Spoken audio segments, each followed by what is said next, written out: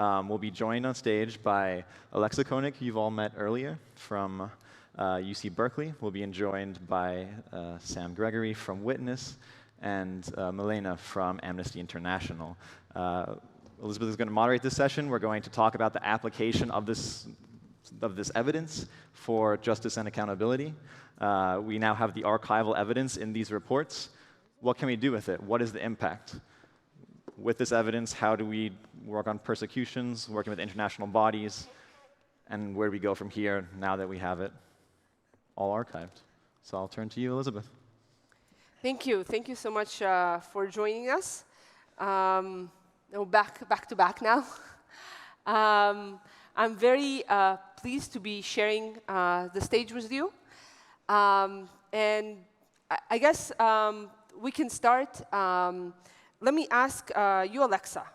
Maybe you can tell us a little bit about how lawyers are using open source intelligence, or open source information in prosecution of human rights abuses, and maybe some cases that in which such information was particularly useful. Absolutely, thanks. Maybe I'll start by telling you a little bit about how the Human Rights Center at Berkeley Law became involved in this issue in the first place, because I think that really does illustrate some of the potential uses and how they've been successful. Back in 2011, we were noticing that there were several cases at the International Criminal Court that were falling apart at fairly early stages of prosecution. And the question that we were asking as researchers was why. These were for very high-level war crimes perpetrators, human rights abusers, and there was a lot of information floating out there in the media about what had been going on. So we sent a PhD student in history, and she went to the court. She went through all the court filings, looked at what the judges had to say, and she came back and said there's two problems. First of all, the judges are saying that the prosecution teams are over-relying on UN and other NGO reports, and those are not evidence. You need to go get your own. And second of all, they're over-relying on witness testimony. And unfortunately, what was happening was with time and trauma, people's memories become fallible, or they're terrorized by very powerful people in their communities to not show up. So without that corroborating information to back up what they were saying, there was a lack of information to actually have these cases move forward.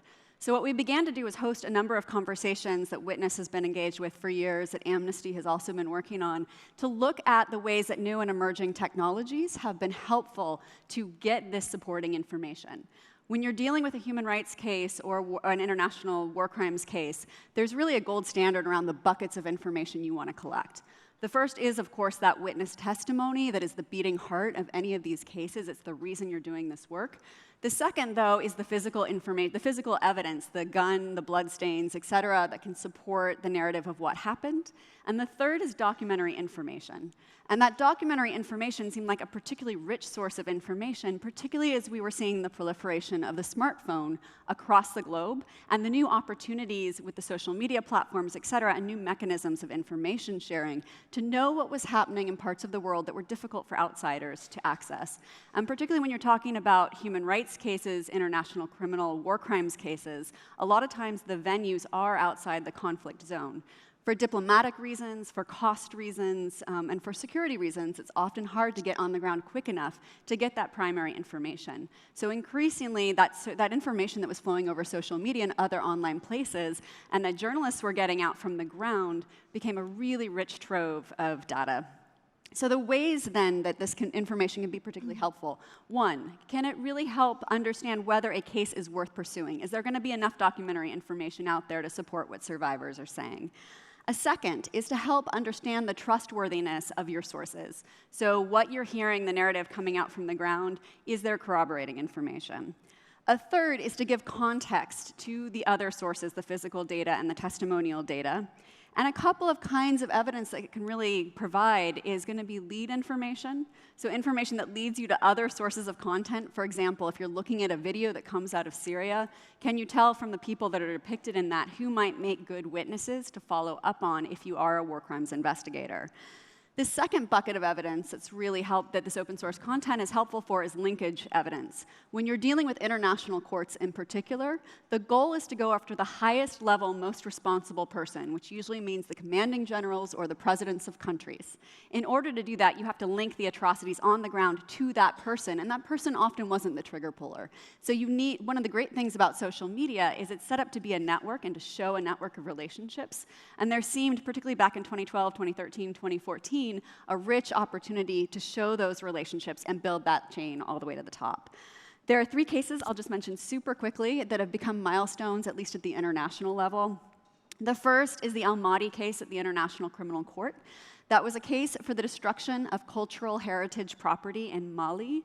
In that particular case, there was an enormous geolocation report that was filed as a form of evidence to basically show where a series of videos showing the actual destruction of the property had taken place. And I think many of us in the international human rights and war crimes communities were super excited to see how the judges took in that information and whether they saw geolocation reports as helpful to their fact-finding. Unfortunately, in that case, Almaty pled guilty, and so we never got to a deep scrutiny of that information, but it was a promising first step. The second was the al-Warfali case dealing with extrajudicial killings in Libya. In August 2017, the International Criminal Court for the first time issued an arrest warrant based predominantly on videos from social media, and particularly videos from Facebook. This was particularly important because the ICC had not yet used social media-derived content for a warrant, and they issued a second warrant in July of 2018. So that case is yet to play out in its entirety, but I think it's another promising step for the utility of this content. And in that case, some of the information that was helpful to contextualizing this was gathered by outside open source investigators. The third example that I'll give is we worked with a human rights law firm in the Bay Area. And one of the big issues there was we had been given a trove of video content that was from closed sources. And we've been asked to verify that content. After we did so, we asked the human rights lawyers, would you like us to see what else we could find using open source information tactics? And sure enough, we were able to comb YouTube and find another trove of videos. And when we handed them over, this was a case that was dealing with torture, they said, oh my goodness, you've now shown a level of systematicity from the volume of content that you were able to grab that corroborated what we already had, that maybe this is no longer a domestic case, but actually an international one. We've now seen at the National War Crimes Unit level a number of uses of open source information in courts, and I think the numbers just continue to grow. We've seen it now in Sweden, in Germany, in Finland, and the Netherlands, and I know there are a number of other jurisdictions that are recognizing finally the utility of this data. And Milena, maybe you can talk to us a bit about Amnesty International's increasing use of open source information and how that information corroborated or disproved information that your researchers collected on the ground, your testimonies that you've been able to collect. For sure. So first of all, at Amnesty, we have the immense privilege to be able to do multi-layered, multidisciplinary investigations. So I know that's not the case for many of us. We either focus on on-the-ground investigations or sometimes mostly on open source investigations. And at Amnesty, we have a team called the Crisis Response Team, which I'm part of. And we have both senior researchers that deploy on the ground every time there's a crisis, a breaking crisis. So they go over all the protocols that Amnesty has, and these are special researchers. Not all Amnesty researchers would be able to deploy so quickly and so efficiently on the ground. But their role is to get there and get this first-hand evidence, talking to witnesses, talking to victims. What we do in addition to that, we have what we call the evidence lab. It's part of the same crisis response team. And there we have weapons experts. So we have people that help us corroborate and understand what weapons were used, for example, in a bombing. We have remote sensing experts that help us analyze satellite imagery, but also other remote sensors. We have open source investigators. We have data specialists. And most of all, we also go beyond our team, because as large as the team as you can build is not enough for all the emerging crises out there. So we built 2 programs that help us reach out to broader communities. One is the Digital Verification Core, where UC Berkeley and the Human Rights Center, where Alexa works, is one of our biggest partners. We work with 6 universities around the world, and we train a network of students to do the kind of work that we all do, open source investigations, and they become really the next generation of human rights investigators. And we also have a crowdsourcing project called Amnesty Decoders, where we engage tens of thousands of volunteers around the world, digital volunteers, that help us do research at incredibly large scale. So while our team would be able to look at, I don't know, 10, 100 cases, our volunteers around the world can help us cover everything, exhaustively almost. So that's really exciting how we work. I think we're bringing an interesting model into the open source investigations. Now, let me give you two examples of when open source helped us corroborate and when open source helped us disprove testimonies. And that's really important for us. The modus operandi and the most important value for us is that no single piece of evidence is enough on its own. We corroborate, triangulate, and make sure that things match up, and if they don't, we simply don't use it. We have a high threshold of evidence because what we do is not just with a divulgative purpose. We do it because we want to achieve some change. So what Amnesty does is research and investigation, advocacy and campaigning on the basis of that, and we always have an objective for change. We go after governments, after businesses, to get them to change what they are doing. So one example was our investigation in Somalia into drone strikes and civilian casualties as a result of drone strikes in Somalia. It's an incredibly hard place to research. It's held by Al-Shabaab. There's no internet penetration. People are not allowed to have devices. There's no Twitter reports. We were able to find only 11 images on social media, so it's that bad, that scarce information. So our researchers deployed. They couldn't go, of course, to the Al-Shabaab held territory, so they got people to come to Mogadishu to talk to our researchers. Incredibly dangerous travel for people to come to Mogadishu, traveling through places that were mined and so on. We interviewed about 100 people. Out of those, about a third we could corroborate with additional information. We could see the craters they were talking about in satellite images. We could corroborate the time, the place, the location, the type of drone, and whatnot. The other third we could not corroborate, and therefore we could not use. And the last third were just lies. And people have the weirdest incentives to lie. In this case, in Somalia, was that travel being paid to Mogadishu. Oh, my Lord. And sometimes people lie because they have a vested interest, they have their agenda, but in this case, we're like really the most innocent reasons to lie. But it's really important for us to really bring all this together. So having satellite imagery and remote sensing is one of the most important pillars of investigations for us because it helps us pinpoint the day, the location, and so on. On the other hand, I'll give an example where we managed to bring together such different pillars of evidence in a very successful way. That was our work on Raqqa in Syria. So we've done one of the largest investigations into civilian casualties in Raqqa. We just launched the report on the 24th of April, so just a month ago. You can go check it out at raqqa.amnesty.org. It's really phenomenal work. Thank you. And there we worked, of course, we had our open source investigator on the ground, my colleague Donatella Rovera. She's an incredible woman who, if you don't follow her on Facebook or Twitter, do, please. She's been there 5 times. She talked to 500 people altogether. She visited hundreds of strike locations and gathered evidence, including analysis of weapons, analysis of remains of ordnance, and so on. We worked as well with Airwars that brought open source reports of civilian casualties gathered from all platforms in real time, archived in a database organized by incident. We brought remote sensing analysis of satellite imagery done by 4,000 people from around the world who looked at over 11,000 buildings in Raqqa to establish when they were destroyed. And we worked with the Digital Verification Core, where the students combed through social media and found every single video that was shot in Raqqa at the time to understand whether those videos depict cases of civilian casualties.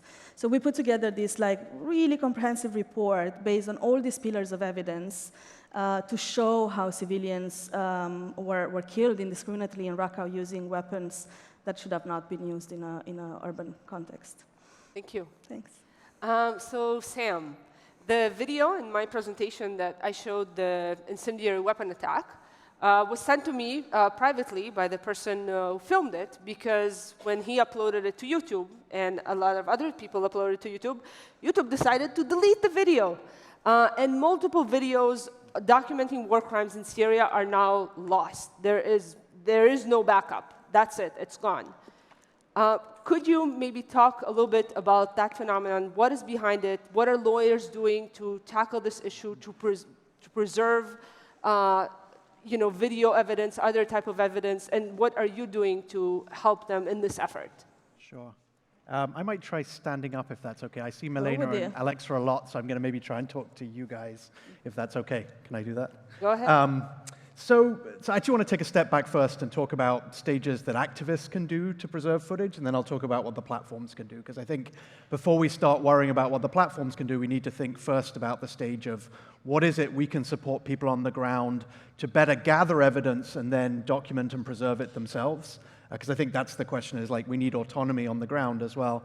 And I really appreciated you talking earlier about the people you work with inside Syria, because I think there can be a very distant sense in this community that we're observing people from the outside, and almost all of Witness's work is supporting people who are directly documenting themselves. And I think the first stage, and it really relates, and it came back to some of the early meetings that Alexa and others helped coordinate, was, I hesitate to use the word garbage in, garbage out. One of my colleagues said that to me, and I said, that's a terrible phrase, but there is a very significant question about how you create strong material from the get-go that, if you're thinking of it from an evidentiary point of view, can be valuable. So a large amount of our work, and I've shared a link in Twitter, is around how do you support people first to gather information that could be valuable as potential evidence. And I think that's a really important stage, is how do we equip the people who are the first-hand witnesses, the ongoing civic defenders, to know what to gather. Second stage is to know how to preserve it. And I think it's really important to think about how we help people preserve their own autonomous archives of content, which they could choose to share to OSINT investigators, to Amnesty, to the Digital Verification Corps, but that they also have control over, because, and we're going to come to it in a second, YouTube is not a reliable archive.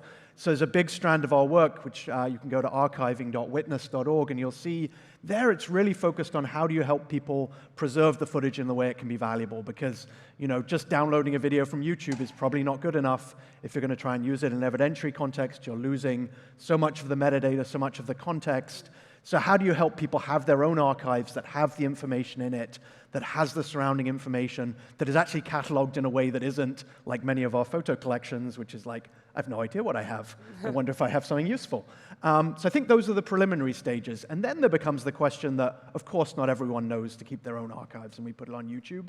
And I think there is something really important that happened, and you highlighted it there, which is particularly about a year and a half ago, when YouTube launched its new machine learning approach to looking for terrorist content. They basically swept through, particularly the archives of Syrian war crimes content, and they took down so many of the key channels, and many of you will be familiar with this. I don't think this is necessarily news, like Violation Documentation Center, Sham News, others like that.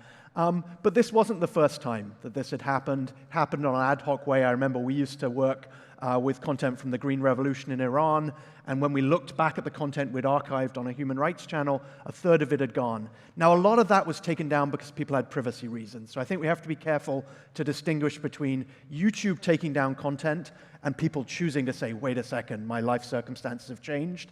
Raises all the ethical questions of whether you should use that if you've held onto a copy.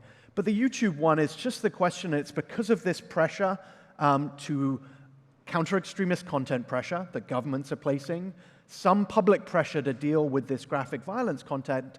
They're implementing solutions that are AI-based solutions that sweep through content and have no way to discern between graphic violence and content shared as war crimes evidence. And it's a huge problem. The people who've been at the forefront of this, I want to particularly name-check groups like Syrian Archive, who many of us work with, who've been tracking over 1 million videos from Syria, saw these hundreds of thousands of videos come down, have really contributed to restoring, I think it's about 200,000 of them in the last year. The real problem, though, is there's still a lack of accountability at the big companies like YouTube for this happening and for their role in protecting this content, helping it stay online, right? Because a lot of it should stay online if it's war crimes evidence, or protecting it if they're going to take it down. And honestly, I don't think they've given any good responses so far. They've restored on an ad hoc level. They've talked about solutions that could enable individuals and organizations to protect their content, but they're not making, for example, the algorithms that take this down any more transparent. So our ability as civil society to do anything about that is purely at their discretion. And so I think I wish we could say a better story. There's restoration of footage, but I think there's a lot more to do. Thank you. So now we'll go to the audience. If you want to ask a question, please stand up, and a person with a mic will approach you. And please introduce yourself when you ask a question.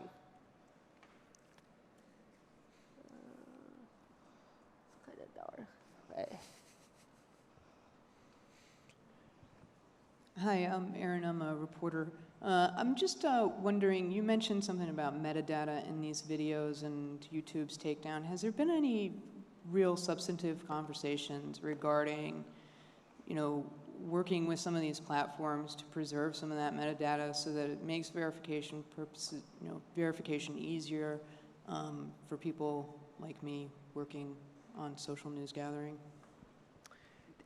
I think probably a number of us could reply. Yeah. Alexa, do you want to start? Sure. So there have been a lot of conversations. I think one of my growing concerns about those conversations at this point is that they've been somewhat bilateral with all of the war crimes human rights organizations. And so I feel a little bit like we were talking about the 4Ds earlier from Ben, and that fifth D that came up around divide. I feel like there's a little bit of a division or a dividing that's happening by the companies by having these one-on-one conversations instead of really addressing it with the community of people who have legitimate use cases around preserving and accessing that information for journalistic reasons, freedom of expression, access to information reasons.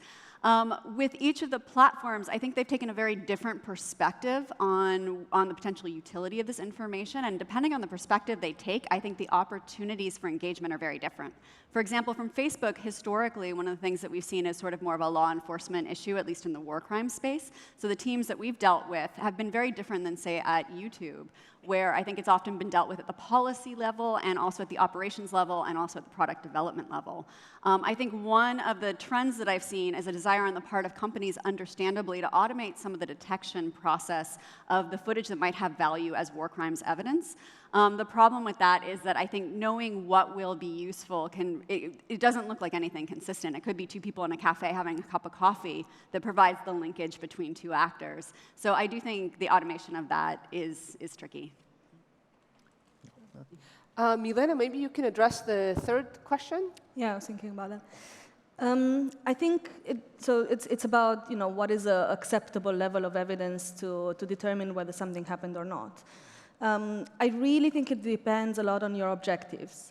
At Amnesty, as I said, our goals are always change, and we often do the work that governments and companies don't do themselves. So in the case of Raqqa, the investigation really should have been done by the US government, by the coalition, to understand the civilian casualties that their own bombing campaign caused. They haven't done that. They have only done reacting responses to claims from organizations like Amnesty and Air Wars, very often dismissing our claims as non-credible. So that's why for us, the threshold is very high. We cannot give them any additional reason to dismiss our evidence as non-credible. So we have to have corroborating evidence. And as I said, we do discard any evidence, any incident that doesn't meet that threshold, where there's no corroborative information. Now, as I said, it really depends on the purpose. And our partners at Air Wars document any allegation from social media, and they have a grading system from fair to contested. So these are evidence where even if there are different pieces of evidence on social media, they contest each other through to confirmed by the US military. So you can grade your evidence to what it really says and be transparent about that. But at Amnesty, as I said, we discard them. We cannot use information that is not corroborated, that is not located, where we don't know the what, where, when, and how. But other organizations, and I think this is equally important, preserve everything, even if maybe at the time of divulgation they don't meet that threshold. So again, depends on your goals. Thank you. Sam, maybe you can address the Libyan case raised here in the second question. I think Alexa would be better. Yeah. I think I could address the third one better, if I might Oh, ask. go ahead. Go for it. Just, I think Alexa is right in the middle of thinking about that case, so I want to hear what you say about that, actually. I do want to point to the third one, because I do think there's applicability on these methods, but we also have to be careful how we extend them. So it's actually, I want to raise this point. So we do a lot of work around how people document rights violations in contexts like police violence, particular work at the moment that's in with favela-based communities in Brazil who document. And I think there's some applicability of some of the principles, right? You're looking at how do you see patterns, how do you understand what stands up as evidence as well, particularly if you're looking at that. I think what is particularly elevated in that are the risks to people that you can create around it. So I would give an example in the sort of favela-based crime documentation context there, that people who are identified as sharing footage and then elevated in profile, who are not aware of the risks, face extreme retaliation by the authorities. And it goes back, and I've referenced in my Twitter a resource we have called the Ethical Guidelines on Using Eyewitness Video, which looks a lot at really the responsibility of this community not to increase risk, yes, for people filmed, for filmers, and for the community around them. And I think when we apply these techniques and we're not thinking about that, there's a real risk. So I think we do this, but I want to just remind people always to think, you know, what are the unintended consequences if you're not connected to an understanding of how it will change the risk parameters for people, which obviously applies in war crimes settings as well, but it often feels more visible, the risk there, while in fact in community-based settings like police violence, it's really very complicated. Maybe. Should I hit the second one? Yeah. So I absolutely believe it's a harbinger of things to come. And there's a few reasons why I think that. One is as we look at the penetration of new digital technologies in disparate parts of the globe that have been hit by conflict, I think we're seeing an increased understanding in different jurisdictions about the utility of this to support witness testimony in particular. There's a few resources that I think are particularly helpful for individuals who are really wondering how their open source investigation techniques can be helpful and how they can think about legal accountability in this space. One, the video as evidence guide. I think if you actually think of us as links in a chain through our organizations, even though we do overlap a bit, I think witness training people on the ground around how to capture the kinds of information that's helpful to courts. I think a big misunderstanding is people think you want to get the dead body or the bomb, when oftentimes it's the surrounding context, and I think that video as evidence guide is crucial for that. I think then, too, you've got to look at the driving of political will, and I think that's where groups like Amnesty and the documentation they're doing with open source content becomes really critical to get the political momentum to ultimately drive these arrest warrants. And I think we're seeing that system become more efficient. One of the things we're working on right now is the development of an international protocol on open source information. What it's intended to be is a guide to help people who are gathering open source content understand what they need to be doing at early stages to capture and preserve that information in ways that will be helpful to courts if they want that information to eventually get into courts. And that's often a big if. The other thing we're really trying to work on is that in order to make this effective as an ecosystem, we have to better train lawyers, many of whom do not have formal mechanisms for learning how to use these open source techniques. We also, though, have to train the end user, the judges, who are going to have to decide, you know, kind of what do I do with this? I think there's really two risks with open source information with judges. One, that the judges are going to look at the information gathered with these new technologies, and they're either going to say, wow, this is so convincing, they overweight and overvalue that content in their determination. And the second, of course, is that they're going to go, I don't know what you guys are talking about and what you just did, and I have no way to assess that, so I'm going to basically disregard it when I'm making my determination. One of the things we're hoping to do is launch in December a new course with the Institute for International Criminal Investigations to ultimately be able to train people who are open source investigators on some of the legal considerations that they need to be baking into their understanding to ultimately make this effective. Thank you. Any other questions from the audience?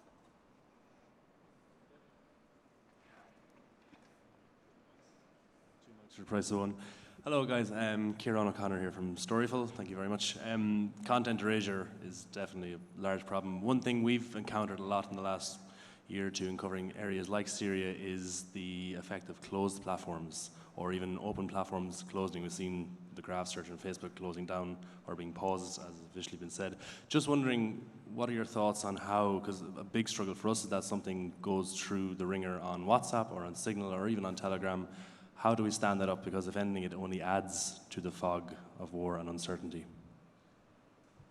Do you want to take it? No, go ahead.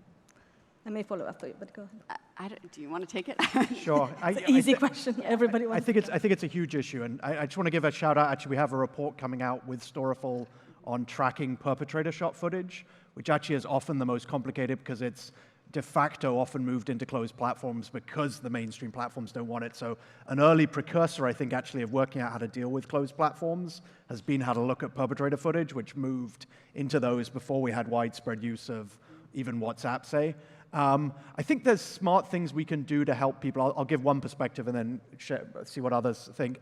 You know, in one particular war crimes context we've been working in recently, primarily people are sharing content in WhatsApp.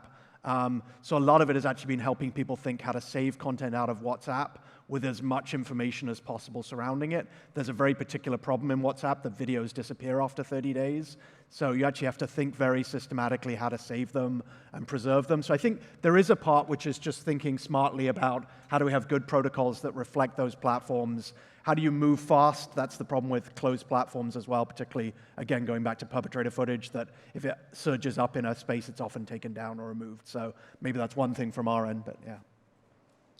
Yeah, I can say that personally, as someone who relies quite heavily now, there's definitely on footage coming out of Syria, it's definitely moving more into Telegram and WhatsApp.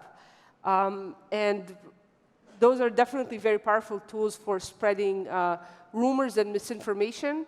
And I think the main challenge actually is not just for outsiders investigating, is the fact that these videos being shared, information being shared, often has impact on the ground, even if it's false. Because if enough people believe that it is true, they will follow up on that information. And that can lead to violence, that can lead to attacks, to retribution, based really on just complete fabrications.